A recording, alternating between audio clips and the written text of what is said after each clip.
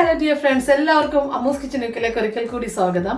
ഇന്ന് നമ്മൾ തയ്യാറാക്കാൻ പോകുന്നത് ഒരു ബീഫ് കൊണ്ടുള്ള റെസിപ്പിയാണ് കേട്ടോ. ബീഫ് പെപ്പർ ഫ്രൈ ആണ് തയ്യാറാക്കുന്നത്. വളരെ രുചികരമാണ്. നമുക്ക് ചപ്പാത്തിയുടെ കൂടെ, ഇടിയപ്പത്തിന്റെ കൂടെ, അല്ലെങ്കിൽ കപ്പയുടെ കൂടെ ഒക്കെ കഴിക്കാൻ പറ്റുന്ന രുചികരമായിട്ടുള്ള ഒരു ബീഫ് റെസിപ്പിയാണ്. അപ്പോൾ നമുക്ക് നോക്കാം ഇത് എങ്ങനെയാണ് തയ്യാറാക്കുന്നതിന് ആവശ്യമുള്ള ചേരുവകൾ എന്തൊക്കെയാണെന്ന് നോക്കാം. അപ്പോൾ ബീഫ് പെപ്പർ ഫ്രൈക്ക് ആവശ്യമുള്ള സാധനം എന്ന് പറയുന്നത് ചെറിയ ഉള്ളി വെക്കുന്നതാണ് കുറച്ചുകൂടെ ടേസ്റ്റ്. ഇപ്പം ഞാനിപ്പോൾ ചെറിയ ഉള്ളി എടുത്തിട്ടുണ്ട്. ഒരു 10 അല്ലെങ്കിൽ 20 ഉള്ളികളാകാം. ചെറിയ ഉള്ളിയിൽ വെക്കുന്നത് അല്ലെന്നുണ്ടെങ്കിൽ സവാളയിൽ തയ്യാറാക്കാം. പക്ഷേ എപ്പോഴും നമ്മൾ ബീഫ് ചെറിയ ഉള്ളിയിലാണ് തയ്യാറാക്കുന്നത്. പിന്നെ ഇഞ്ചി ഒരല്പം കൂടുതൽ വേണം. ഞാനിപ്പോൾ 2 വലിയ കഷ്ണം ഇഞ്ചിയാണ് ചെറുതായിട്ട് ചോപ്പ് ചെയ്തത്. അതുപോലെ വെളുത്തുള്ളി ആണെന്നുണ്ടെങ്കിൽ ഒരു 16 അല്ലി വെളുത്തുള്ളി വേണം. വെളുത്തുള്ളി കുറച്ച് കൂടുതൽ ഇരിക്കട്ടെ, പെപ്പർ ഫ്രൈ അല്ലേ, അപ്പോൾ വെളുത്തുള്ളി ഇഞ്ചിയൊക്കെ ഇച്ചിരി കൂടുതൽ വേണം. പിന്നെ തേങ്ങാക്കൊത്ത് ഇടേണ്ടി വരും. പിന്നെ വേണ്ടത് 2 തക്കാളി വേണം, പച്ചമുളക് വേണം. പച്ചമുളക് ആണെന്നുണ്ടെങ്കിൽ റൗണ്ടായിട്ടിട്ട് ചെറുതായിട്ട് ചോപ്പ് ചെയ്താണ് അരിഞ്ഞ് വേണ്ടത്. പിന്നെ മുളക് പൊടി, മല്ലിപ്പൊടി വേണം. അതുപോലെ പെപ്പർ ഞാൻ വീട്ടിൽ തന്നെ നമ്മൾ ഫ്രൈ ചെയ്ത് പൊടിച്ചെടുത്ത പെപ്പറാണ്. അതല്ലാന്നുണ്ടെങ്കിൽ ചെറുതായിട്ട് തരിതരിപ്പുള്ള പെപ്പറാണെന്നുണ്ടെങ്കിൽ അതാണ് നല്ലത്. അപ്പോൾ വീട്ടിൽ തന്നെ നമുക്ക് തയ്യാറാക്കി എടുക്കുന്ന പെപ്പറാണ് കുറച്ചും കൂടെ രുചി കൂടുതൽ. പിന്നെ പെരിഞ്ജീരകമാണ് ഇതിൻ്റെ പ്രധാന ഇൻഗ്രീഡിയൻ്റ് എന്ന് പറയുന്നത്. പെരിഞ്ജീരകം വേണം, അത് ഒരു 2-3 സ്പൂണ് അത് വേണം. അപ്പോൾ ഇത്രയും സാധനങ്ങളാണ് വേണ്ടത്. പിന്നെ കറിവേപ്പില വേണം. ഇപ്പോൾ നമ്മൾ പെട്ടെന്ന് തയ്യാറാക്കി എടുക്കാം. പിന്നെ ഇത് തയ്യാറാക്കി എടുക്കുന്നത് വെളിച്ചെണ്ണയിലാണ്. വെളിച്ചെണ്ണയിൽ ചെയ്യുമ്പോഴാണ് കുറച്ചും കൂടെ ടേസ്റ്റ്. അപ്പോൾ നമുക്ക് പെട്ടെന്ന് തയ്യാറാക്കി എടുക്കാം. ഞാനിപ്പോൾ 1 കിലോ ബീഫ് എടുത്തിട്ടുണ്ട്. അതിലേക്ക് 1 ടീസ്പൂണ് മല്ലിപ്പൊടി ഇട്ട് കൊടുക്കാം. മുളക് പൊടിയാണെന്നുണ്ടെങ്കിലും അതുപോലെ 1 ടീസ്പൂണാണ് ഇടുന്നത്. എരിവൊക്കെ നിങ്ങളുടെ ഇഷ്ടം അനുസരിച്ചിട്ട് എടുക്കുക കേട്ടോ. 1/4 ടീസ്പൂണ് മഞ്ഞൾപ്പൊടി ഇട്ട് കൊടുക്കാം. പിന്നെ വേണ്ടത് പച്ചമുളകാണ്. പച്ചമുളക് ഇതുപോലെ ചെറുതായിട്ട് നുറുക്കിയതാണ്. പെപ്പർ പൊടിയാണെന്നുണ്ടെങ്കിൽ ഞാൻ പറഞ്ഞല്ലോ, ഞാൻ ഇതുപോലെ ചെറുതായിട്ട് വീട്ടിൽ തന്നെ പൊടിച്ചെടുത്തതാണ്. അപ്പോൾ അതല്ലെന്നുണ്ടെങ്കിൽ ക്രഷ്ഡായിട്ടുള്ള പെപ്പർ പൊടി നിങ്ങൾക്കൊക്കെ വാങ്ങിക്കാൻ കിട്ടുമെങ്കിൽ അതാണ് കുറച്ചും കൂടെ നമ്മുടെ പെപ്പർ ഫ്രൈയിൽ ഏറ്റവും നല്ലത്. പെപ്പർ പൊടിയാണെന്നുണ്ടെങ്കിൽ ഞാനിപ്പോൾ 1 ടീസ്പൂണോളം ഇട്ടിട്ടുണ്ട്. വേണ്ടത് ഇഞ്ചി നുറുക്കിയതാണ്. അതെല്ലാം നിങ്ങളുടെ എരിവനുസരിച്ചിട്ട് ഇടുക കേട്ടോ. ഞാനിപ്പോൾ ഇഞ്ചി ഒരു 2 സ്പൂണ് ഇഞ്ചി എടുത്ത് വെച്ചിട്ട് 1 ടീസ്പൂണാണ് ഇട്ടിരിക്കുന്നത്. അതുപോലെ വെളുത്തുള്ളി ആണെന്നുണ്ടെങ്കിലും നമുക്ക് കുറച്ചല്പം കൂടുതൽ നമ്മൾ ഇടുന്നത് ഫ്രൈ ചെയ്യാനായിട്ടാണ്. പക്ഷെ ഞാനിപ്പോൾ ഇതുപോലെ കുക്കറിൽ ഒരു ടീസ്പൂണ് വെളുത്തുള്ളിയും കൂടി ഇടുന്നുണ്ട്. അല്പം ഉപ്പ് കൂടെ ചേർത്ത് കൊടുക്കാം.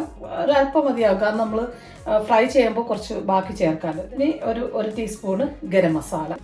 ഇതെല്ലാം ചേർത്തിട്ട് നന്നായിട്ടൊന്ന് ഇളക്കി കൊടുക്കുക. അരമണിക്കൂറോളം വെച്ച് കഴിഞ്ഞാൽ കുറച്ചും കൂടെ നല്ലതാണ്.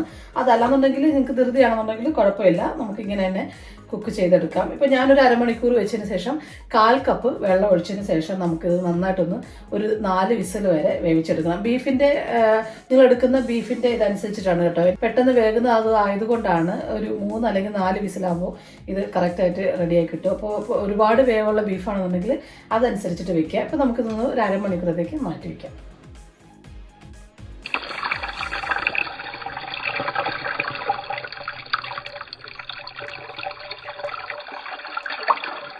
അപ്പോൾ ഇപ്പോൾ അരമണിക്കൂർ കഴിഞ്ഞു. ഞാനൊരു 1/4 കപ്പ് വെള്ളം ഒഴിച്ചു, കറിവേപ്പില ഇട്ട് ഇത് ഒന്ന് കുക്ക് ചെയ്യാൻ വേണ്ടിയിട്ട് വെക്കുകയാണ്.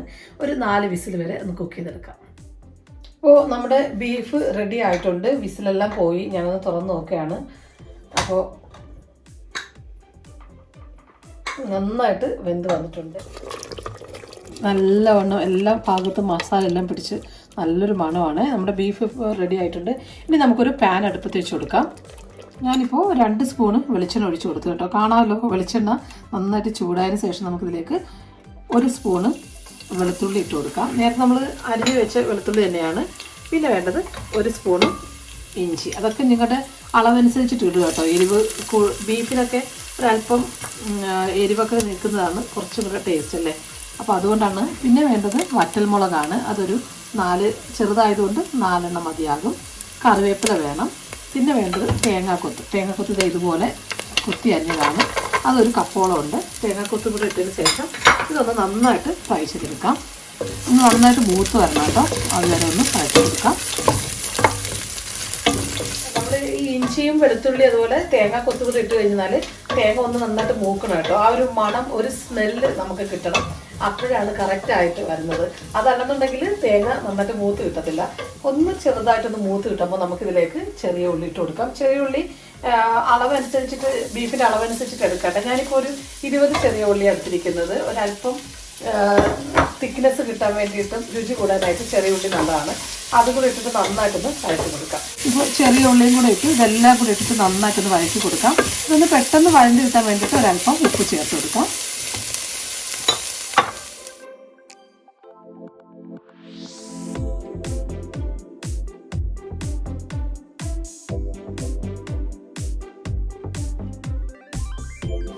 ഞാനിപ്പോൾ ഇതിൽ ഒരു പ്രത്യേക ഫ്ലേവർ കിട്ടാൻ വേണ്ടി ഒരു 2-3 ബേ ലീഫ് കൂടെ ഇടുകയാണ്.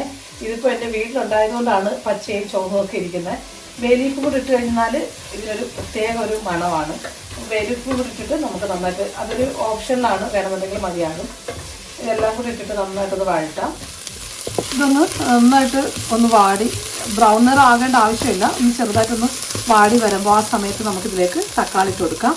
ഞാനിപ്പോൾ ഒരു വലിയ തക്കാളി എടുത്തിരിക്കുന്നത്. ചെറുതാണെന്നുണ്ടെങ്കിൽ 2 എടുക്കാം, വലുതാണെങ്കിൽ 1 മതിയാകും. അതും കൂടി ഇട്ടിട്ട് നന്നായിട്ടൊന്ന് വഴറ്റിയെടുക്കാം. ഇനി ഇത് നന്നായിട്ട് വഴണ്ട് വരണം കേട്ടോ. എന്നതിന് ശേഷം വേണം മസാലകളൊക്കെ ഒന്ന് ചേർത്ത് കൊടുക്കാനായിട്ട്. അപ്പോൾ നന്നായിട്ടൊന്ന് വരണ്ട് വരുന്നവരെ നമുക്കൊന്ന് വഴറ്റിയെടുക്കാം നന്നായിട്ട്. ഇപ്പോൾ നന്നായിട്ട് വഴണ്ട് വന്നിട്ടുണ്ട്. നന്നായിട്ട് വഴറ്റിയെടുക്കണം കേട്ടോ. അതായത് ഇതിൻ്റെ ഒരു പച്ച മണമെല്ലാം മാറണം. നമ്മൾ ഇട്ടിരിക്കുന്ന ഈ തക്കാളിയുടെയും വെളുത്തുള്ളി ഇഞ്ചി എല്ലാം മൂത്ത് നന്നായിട്ട് വരണം.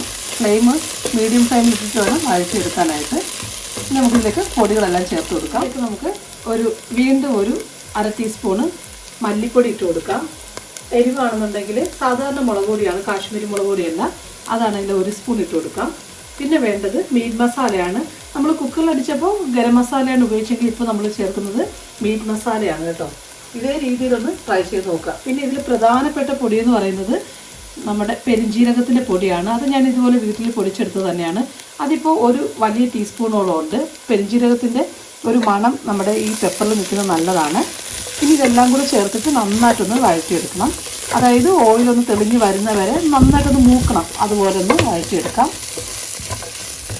മീഡിയം ഫ്ലെയിമിൽ ഇട്ടതിന് ശേഷമാണ് പൊടികളെല്ലാം നന്നായിട്ടൊന്ന് വഴറ്റിയെടുക്കേണ്ടത്. ഇതിൻ്റെ ഒരു പച്ചക്കുത്ത് മണം എല്ലാം മുഴുവനും മാറണം. അതുവരെ ഒന്ന് നന്നായിട്ടൊന്ന് ഫ്രൈ ചെയ്തെടുക്കും. അതായത് നമ്മളിട്ട പൊടികളെല്ലാം നന്നായിട്ട് മൂത്ത് വന്നിട്ടുണ്ട്. ഇനി നമുക്കിതിലേക്ക് നേരത്തെ കുക്കറിൽ മാറ്റിയിട്ട് നമ്മുടെ ബീഫ് തട്ടി കൊടുക്കാം. ഇനി ഇത് നന്നായിട്ട് വഴറ്റിയെടുക്കാം. മീഡിയം ഫ്ലെയിമിൽ ഇട്ടതിന് ശേഷം വേണം വഴറ്റിയെടുക്കാനായിട്ട്. ഒരുപാട് ഇതായി പോകരുത്.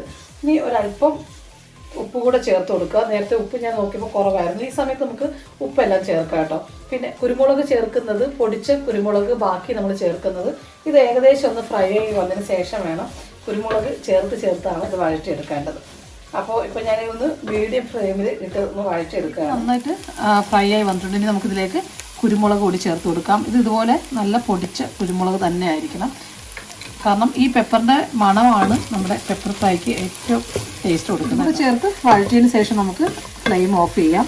നമ്മുടെ ടേസ്റ്റ് രുചികരമായിട്ടുള്ള പെപ്പർ ബീഫ് ഫ്രൈ റെഡി ആയിട്ടുണ്ട്. ഇപ്പോൾ തേങ്ങാക്കൊത്തും എല്ലാം കിടക്കുന്ന കാണാൻ നന്നായിട്ട് ഫ്രൈ ആയി വന്നിട്ടുണ്ട്. ഇനി ഇത് നമുക്ക് ഒരു സെർവിങ് ബൗളിലേക്ക് മാറ്റാം.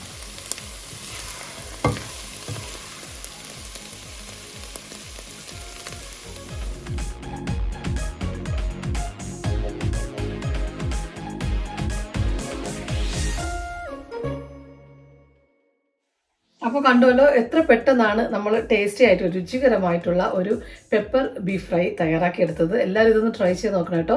ചപ്പാത്തിയുടെ കൂടെയോ അപ്പത്തിൻ്റെ കൂടെ അല്ലെങ്കിൽ നമ്മുടെ വെജിറ്റബിൾ റൈസ് ഏതിൻ്റെ കൂടെ ആണെങ്കിലും നമുക്കിതൊന്ന് ട്രൈ ചെയ്യാവുന്നതാണ്. എല്ലാവർക്കും ഈ വീഡിയോ ഇഷ്ടമായെന്ന് വിശ്വസിക്കുന്നു. ഇഷ്ടമായാൽ തീർച്ചയായിട്ടും നിങ്ങളെൻ്റെ ചാനൽ സബ്സ്ക്രൈബ് ചെയ്യുക, ലൈക്കും ഷെയറും ചെയ്യുക. മറക്കാതെ ബെല്ലൈക്കൺ അമർത്തിയെങ്കിലും നോട്ടിഫിക്കേഷൻസ് സമയത്ത് കിട്ടുകയുള്ളൂ. അപ്പോൾ അടുത്ത മനോഹരമായ ഒരു വീഡിയോയുമായി കാണുന്നവരെല്ലാവർക്കും thank you so much. Thank you for watching. Keep watching Ammu's Kitchen UK.